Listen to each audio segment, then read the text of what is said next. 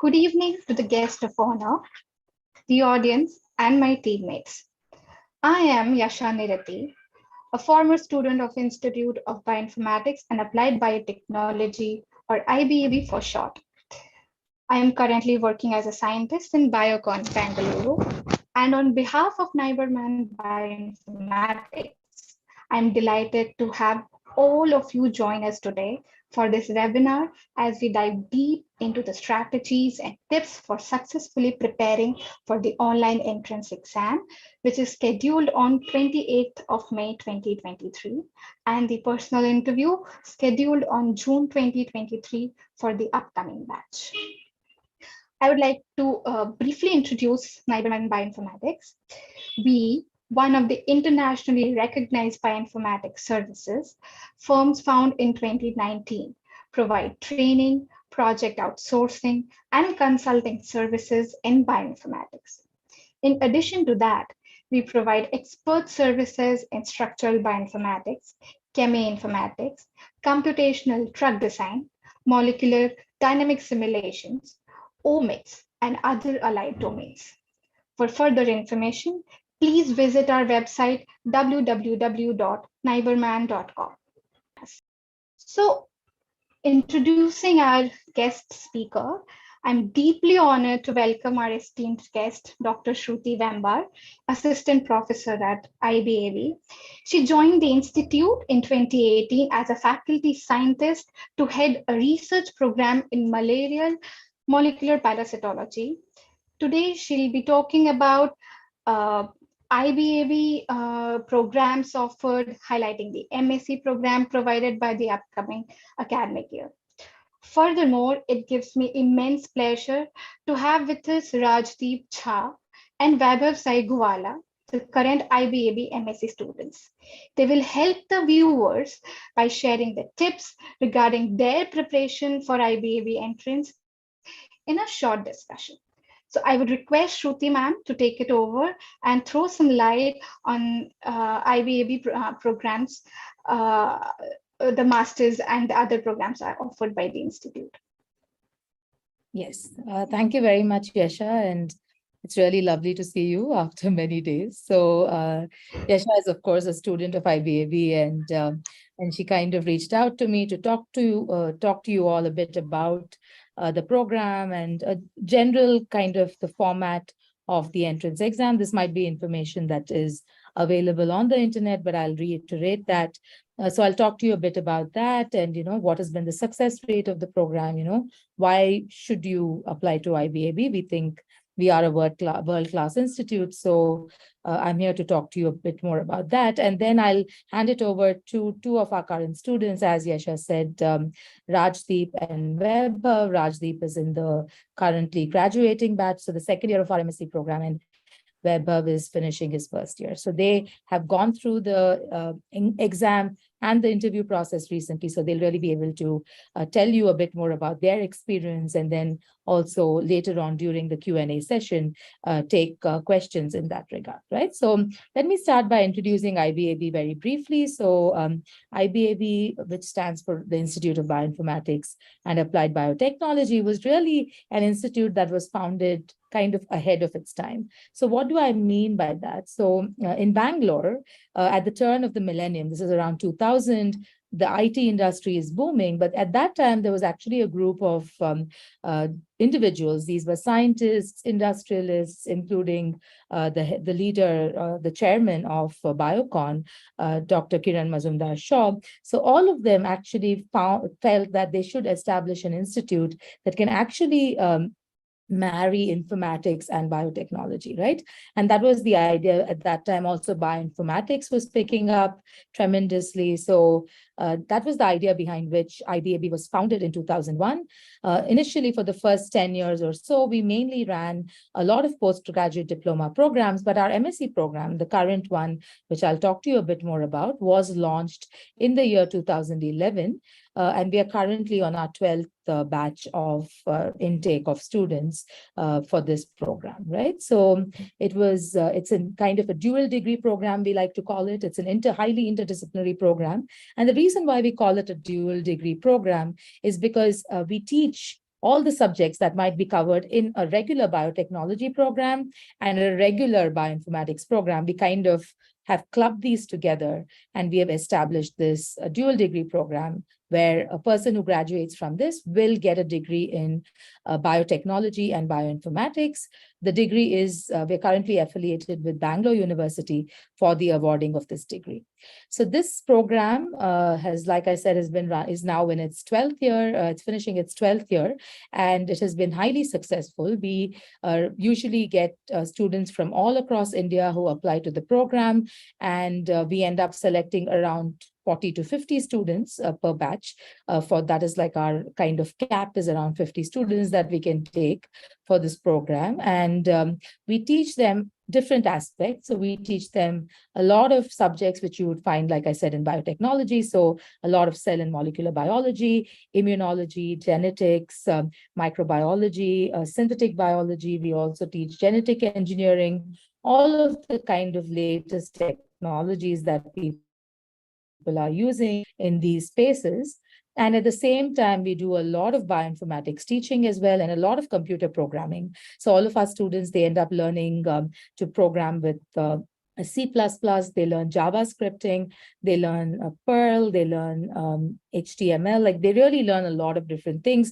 They also learn R, they do a lot of statistical programming, and they learn to do a lot of statistical analysis using R, which is a very important tool, right?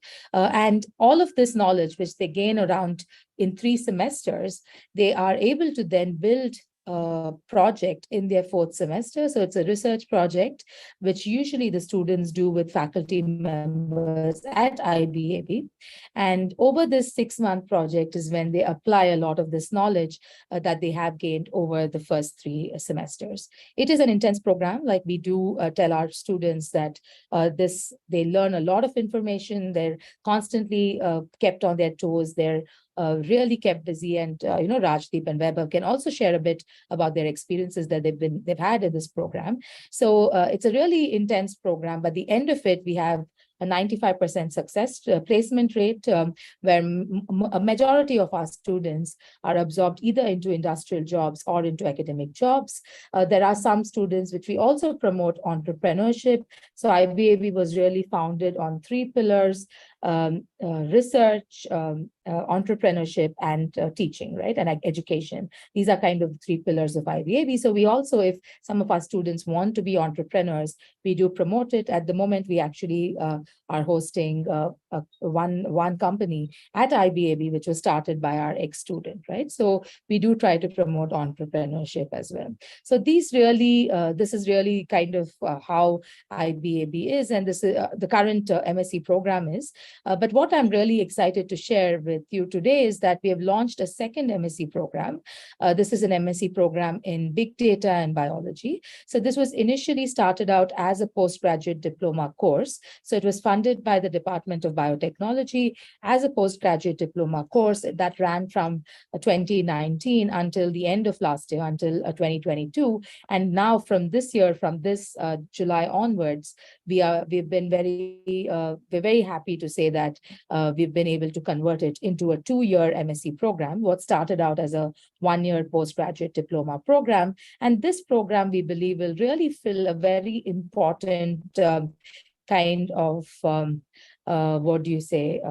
vacuum, lacuna maybe, that currently exists, where we don't have enough people who are actually biologists who know how to handle biological data, right? So nowadays, there's a lot of biological data that is being generated. This may be in the context of, basic science, in the context of genomics also in a clinical setting, but there's a lot of healthcare data also that is generated. This might be in the form of images, this might be in the form of reports, etc., right? So it really makes sense to have biologists actually handle biological data.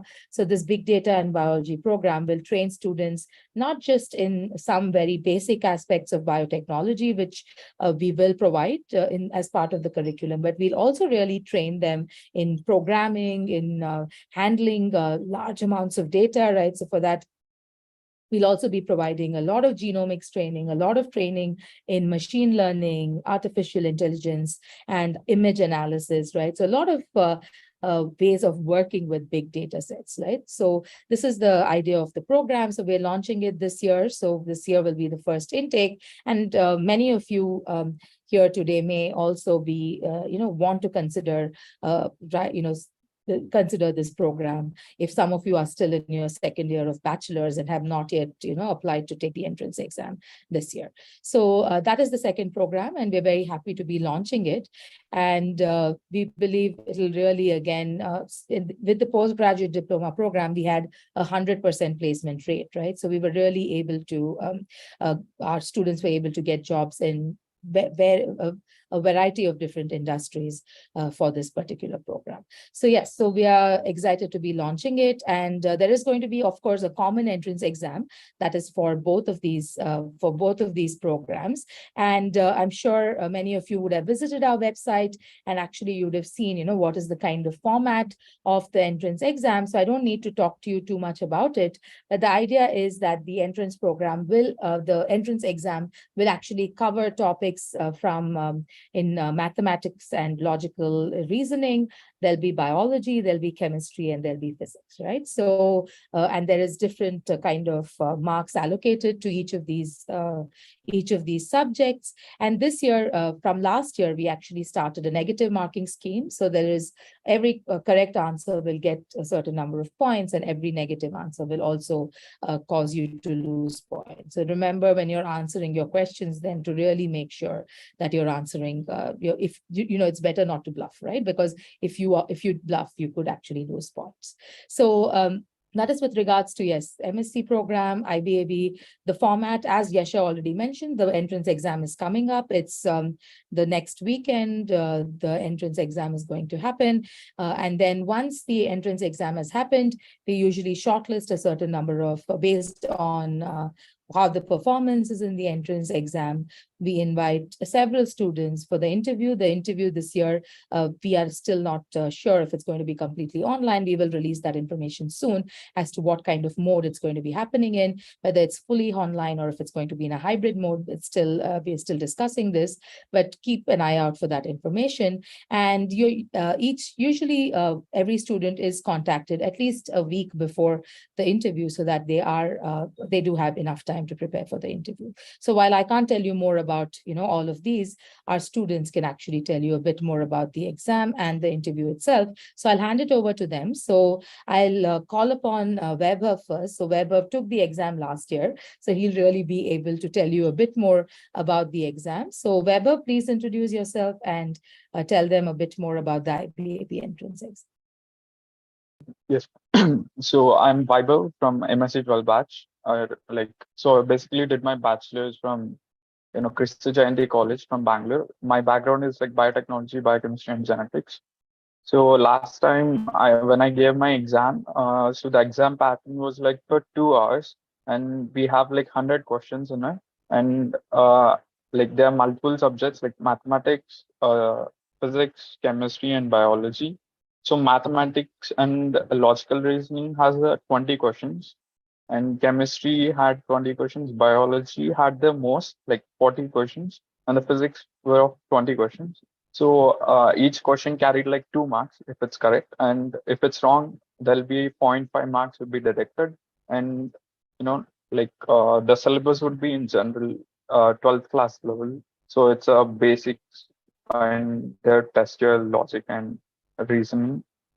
I think that's it, the pattern. So what you feel was the level of difficulty for you? Yeah, so like the paper was mostly targeting on the concepts. Like it's not too difficult. It's mostly easy. So if we know the concepts clearly, we can answer everything. Great. Thank you so much, Vaibhav. So, so there's, of course, so Vaibhav has introduced the exam itself, and this is what many of you may be giving next in the coming week. So once you do clear the exam and you are selected for the interview, so Raj can tell you a bit more about the actual interview process. Hi guys, I'm Rajdeep Shah from MSc 11. I'm the outgoing batch. So I gave my interview around 2021, And my background is in molecular biology. I've done molecular biology and biotechnology from Cotton University, Assam. So the interview process is basically once you clear your exams, once you clear your test, you get a call for the interview. And again, as ma'am already said, it gets you get a call 7 days earlier. The interview is uh, it's a panel of 3 or 4 faculty members, and the interview is mostly conceptual. So they ask you conceptual questions. There's nothing that you really can mug it up. It's they're just basically testing if you know your concepts well, and if you have the basic understanding of the subjects. They'll ask you different subjects like maths. They'll ask you physics, somewhat chemistry, and mostly biology.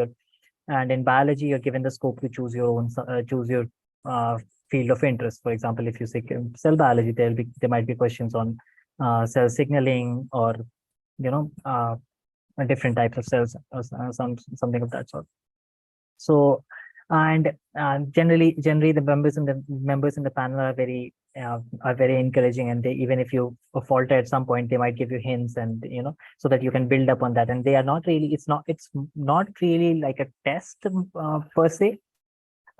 It's more like a discussion at this point, and they try to see if you can build up on that. Even if you don't know something, if they give you a hint, can you build up on that, and can you get to that point? So if you're stuck at A, they'll give you something so that you can go to B. And if you can go that, I mean, I think that is what they're looking for, and that is what is the interview process here.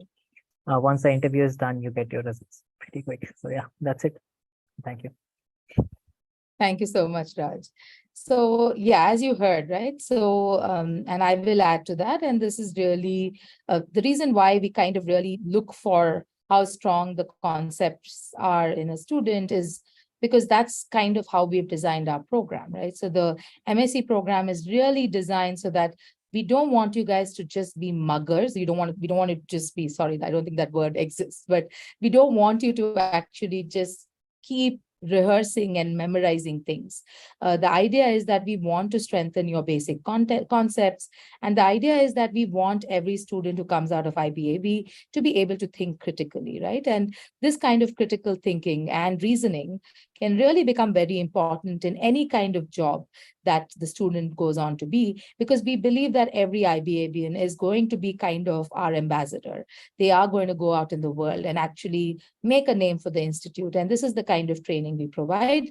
All of the faculty members, so including me, like we've had international training. So most of us have either done our PhDs and some postdoctoral training abroad, or we've done our PhDs in India. We've lived abroad for a few years and come back to India. And the idea is we've tried to integrate a lot of our experiences from, having studied and having actually lived in other countries and seen their education systems. We've tried to integrate it into the education system at IBAB as well, because we really want to make our students really shine in whatever field that they choose to go into, right? So we are really trying to make thinkers. That is the idea behind this, behind our program.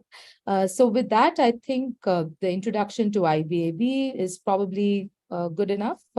Yasha, should we add anything else? Or can we move on to the next session? Yeah, ma'am. Thank you so much. Thank you very much. I'm really happy to see you after a very long period of time. And thank you, Vaibhav and Rajdeep. Looking at the classroom again, it was nostalgic. So thank you for your informative talk. Your insightful points must have enlightened the potential candidates. So there were a few questions, I think, which were not discussed.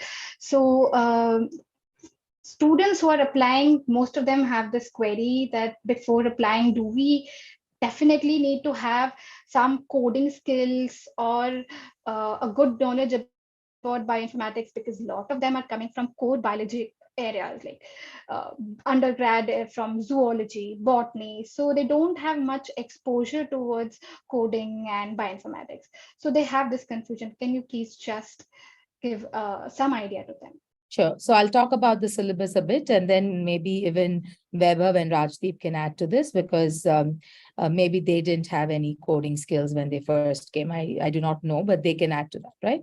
So in terms of you absolutely do not need to be tech savvy or computer savvy or feel like, okay, you know how to beyond, you know how to like turn on the computer machine. No, I think you need to know a bit more than that, but then you will get trained in all of the coding skills. So also just let me tell you a bit about people who may have given up mathematics after 10th standard, right? So we know that there are some state boards across India where after 10th standard, they don't have to do mathematics anymore. So starting from our first semester, so I'm going to talk, this is about the MSc in the current MSc program that's already running, the Bioinformatics and Biotechnology program. But we are a similar kind of themes will also apply to our big data program. But if the curriculum, I think the syllabus is available on the IBAB website. But the idea is that in the first year, we want to bring all of our students up to the same level, right? So irrespective of their background, so even if, say, there's someone from a zoology background, someone from a microbiology background, sometimes we also have had people from a computer science background, right, who kind of join our program. And the idea is we want to kind of bring them to the same level because it's only then it's a fair playing field, right? So then in the first year, we do end up teaching a lot of basics, right? So we start with a lot of, in the first semester, there's a basic mathematics course. In the second semester, it's then built to become a biostatistics course, right?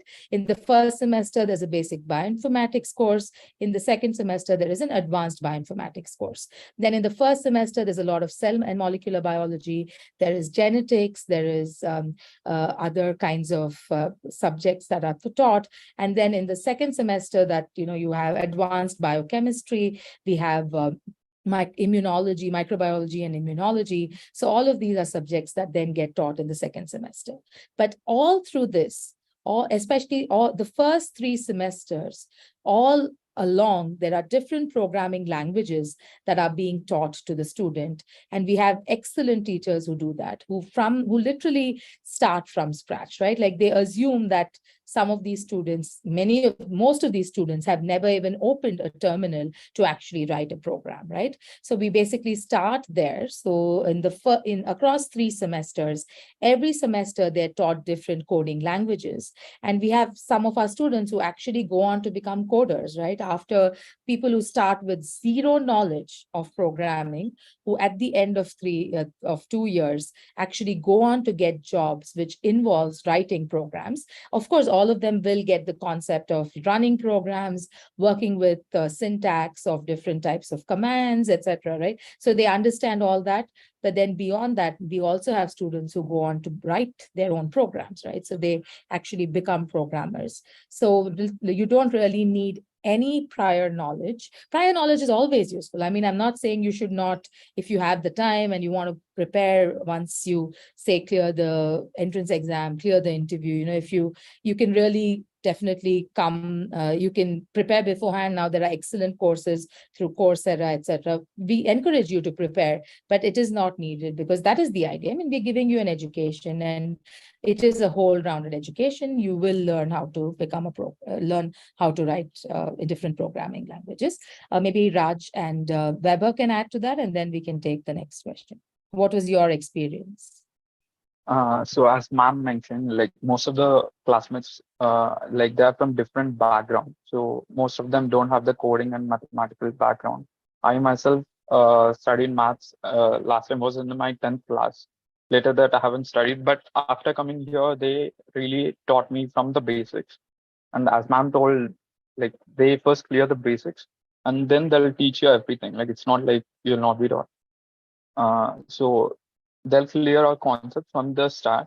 Like as the teachers are so good that they'll try to bring everyone to the same level. And even the computers, I didn't really have any background of computers. Like, so the teachers would start everything from the scratch and they'll teach you everything here. Yeah, thanks. Yeah, I mean, it's pretty much same thing that Vaibhav said. They really assume that you don't know anything when it comes to coding or mathematics, and then they'll start and then they'll build up on that. And by the end of the 3rd semester, there are some excellent coders in our class, and like people who can actually write codes and build. I mean, everyone can write code. Actually, build pipelines and all that. So there are a lot of people in their projects who actually write their own code, and the whole pipeline is developed by them. They don't use available pipelines on Linux or sudo systems. So yeah. So if you're applying for IBAB, you don't really need to worry about mathematics or coding in general. You need to be whatever are your domains of interest. You just need to be consistent and good at them. That's the thing. Thank you. I'll strongly agree to what Rajdeep, Vaibhav, and ma'am said. Because in my class as well, I had many classmates which were not from a coding background, and then they are into the companies and doing hardcore coding. Like they are into the positions of junior programmers and statistical programmers. So yes, definitely, if you know, it's good. If not, then there's nothing to worry. You can be confident of what you know. Okay, the next thing, the next question, which most of them are coming up with, is how much their undergrad projects matter, the dissertation that they did. Because they are saying that do the people with some prior hands-on in industrial internship or academic internship help them to have better preference over others? Or is it like somebody with no such good training can still have the chance to crack the exam?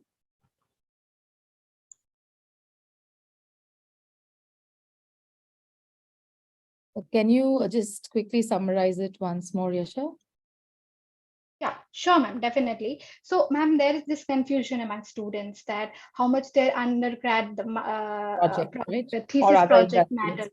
Yeah, and some of them have this industrial academic hands-on experience before applying for the degree. So, do they get extra preference over other students? So, they have this question in their mind. If you could address that. Right. So we definitely, in terms of weightage, we looking at an all-round student, so all-round performance matter. But it's so what we usually do if people have done projects is it can kind of helps us build questions, and it becomes more useful during the interview process. But there is definitely there will be. It's very difficult to comment on this because there are different panels, different things happen. So I'd like to kind of, take a kind of stay on this, and maybe Raj and Weber can say whether their projects mattered during their interview. So basically, I think the projects would matter like a little, like depending on type of questions the teachers will be asking during the interview. But most probably, I think your passion and what the institute is actually giving to you, if you can put it up, that would most probably help you in getting selected, and like how the institute is going to help you and what are your interests and all, rather than just the project itself. All right. Thank you so much. Can I add to this? Yeah, sure. Definitely. Please. Yeah, sure. So I am of the opinion that what you do in your project doesn't really matter as much as whatever you've done in your project. Do you have the deep understanding of that? Do you understand it to the core? Have you done it, or have you just done it superficially? For example, if you have a very elaborate project but you have done superficially, it doesn't really matter, because in interview you'll be shot down pretty quick. Pretty quick. However, if you have a small project but you have done it to the core, you've fulfilled all the requirements and you know what you were doing, that actually will give you better points in that. I am of the COVID batch. I had no project whatsoever. I had to write a review and all that. But if you know what you've done, I think that will be better. And obviously, hands-on experience will help you, because I mean, it's hands-on experience. But but if you show that you have the capability of learning, and you can learn and you can grow, I think that is the more important part, rather than having a hands-on project just for the sake of having a project. Yeah. Thanks, Raj. So just some final words based on what both of them said. We do understand that because we get students from all across India, from a variety of different colleges, right? So there's really a large kind of types of projects that we see. right? So we may not see projects at all, and that's really okay, because you may just have never had the opportunity to do so. Raj, as he said, he was the COVID batch, right? Like they couldn't actually go and do internships anywhere, and we still got excellent students from their batch. And even Weber's student was Weber's batch is kind of like that, where they were all COVID batches and they couldn't do projects, at least not go in person and do any kind of projects. And we still have got very good students, right? So it matters in the sense that it's really information which helps us during the interview, but in the sense it really makes us know if the student is conceptually strong. And I think that is the main thing we are looking for. All right, thank you so much, ma'am. Another thing that we are facing, the most common question out of all is, what are the scholarship opportunities? And if there are scholarships available, then on what basis do they select for the scholarships?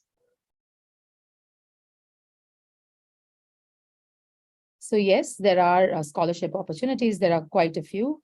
And a lot of it is usually based on both the students' financial need as well as their performance at IBAB. And the thing is, it can vary from year to year, because a lot of our alumni also have endowments as scholarships. So there are some that are constant, and a lot of it, this information we make available to the student once they're selected into the program. But there definitely are opportunities, and our idea is to really, we do not want to, if we get a really good candidate and for some reason they're financially not able to completely, fund their education, we do try to support them as much as possible, because we do not want to lose out on bright minds, right? So we do we would like to provide like a fair opportunity to everyone. So we do make these scholarships available, but a lot of it is also dependent on the students' performance once they join IBA.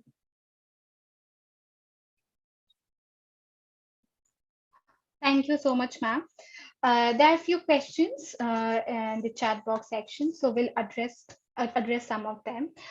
So this is a question from Purvi Malhotra.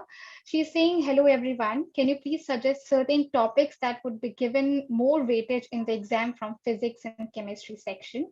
And are there some questions from bioinformatics too? So I think Vaibhav and Rajdeep can take this question better.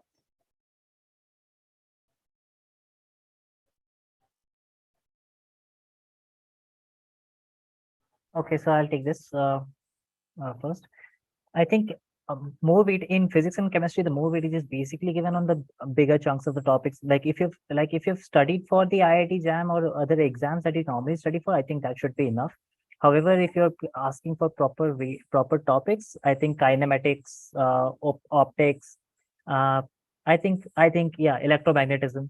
These things are particularly important when it comes to physics in particular.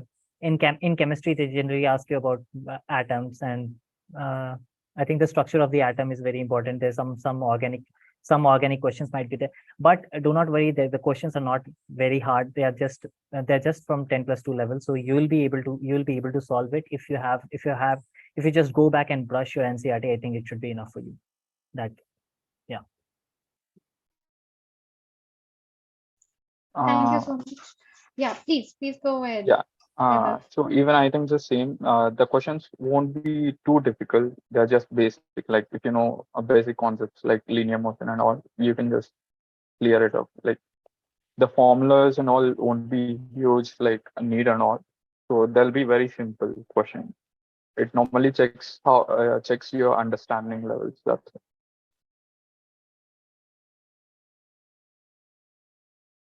All right. Thank you so much, Vaibhav. We'll just quickly take one last question and then we are done. So this question is from Kirtana Priya, that kindly tell me about details of placement opportunities in big data biology. Yeah, sure. I can take that. So the types of companies currently in India who are probably working with this kind of, with big data, they tend to be pharmaceutical companies or companies that do genomics, right? So these tend to be the large kind of companies that hire IBAB students. So there's a company called MedGenome Labs. There's a company called Strand Life Sciences. There's Eurofins Genomics. There's also the pharmaceutical companies Eli Lilly.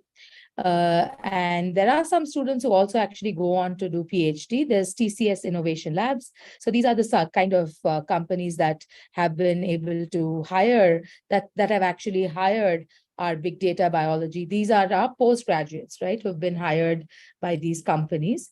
So there's also Thermo Fisher, right? So Thermo Fisher has a genomics division. So there's Syngene, there's Elucid Data. So there are several such companies. So I would say a list of around 10 to 12 companies who are, many of them are actually based in the Bangalore area, and many of them actually hire our big data bio. They have actually employed our postgraduate diploma graduates, and our idea is that these are the same types of companies who would also want to employ the MSc students who come out of this program, right? So Strand Life Sciences, like I said, Strand Life Sciences, there's Eli Lilly, there is Thermo Fisher, there's Eurofins Genomics, Clever Genes, so a lot of companies that work with genomics data. And we're hoping we could also in the future target, hospitals and those kinds of programs as well, where there's also going to be a lot of medical data that, or other companies that, handle clinical trials or other kind of medical data of hospitals, right? So those could also be companies that we see our students being placed in. All right, thank you, ma'am. Ma'am, my sincere apology. One question has been asked again and again, so I'll just take this one and then we'll wrap it up for sure. So it comes from Dilip. Can you please give us some approx number on how many write the exam and how many get into the interview round? I can't release those numbers. I'm really sorry. But maybe if Vaibhav and Raj are actually aware of it, they can tell you. The success rate it's a very competitive. I just say that it's very competitive, on par with several of the national institutes. But maybe if Vaibhav and Raj have a better idea of numbers, they can share it. I think the numbers are not disclosed, but the number of people applying would change yearly. It depends on the year. So it varies from year to year, and I think roughly 1,500 to 900, in between 900 to 1,500. Yeah. I think I can reliably say that every year the number is increasing because I've been told so by Gayatri ma'am. That is true. The numbers are increasing constantly. This year also we have 2 programs, and so the application numbers. Apart from that, the numbers are not really disclosed, so we don't really know. But yeah, interview calls are like several of my friends got the interview calls. There were only I think one I was only selected, so it's fine. The selection is very good. Yeah, so we really cannot disclose those numbers, but it is very competitive, like I said, at par with intake of several other national institutes. All right, thank you so much. Sorry, one thing I'll say, Yeah, sure, definitely. Please. Actually, this shouldn't matter, right? It shouldn't matter what the numbers of people who apply, the number who attend the interview. It's like, if you want to get in, you just do well in both the entrance exam and interview. It shouldn't matter how many other people you're competing with, right? Think about, finally, I told you what our intake is. It's 40 or 50, right? You need to be amongst those 40 or 50. So that's what you should aim for. That would be my advice to everyone. Yeah. Sorry, Yasha. No, it's completely fine. Strongly agree with you, ma'am. So now we have come to the end of the webinar. I'm greatly thankful to Shruti ma'am, Rajdeep and Vaibhav for taking time from their busy schedule and collaborating with us. I'm sure that the audience has gained some confidence and clarity. Participants will soon receive a feedback link from the Instagram team. Please give the correct name and email ID. Lastly, kindly share the certificate on your social media platform, tag us, and inform prospective candidates about our events. Thank you, everyone. Have a lovely week ahead. We'll see you in the next webinar soon. Thank you.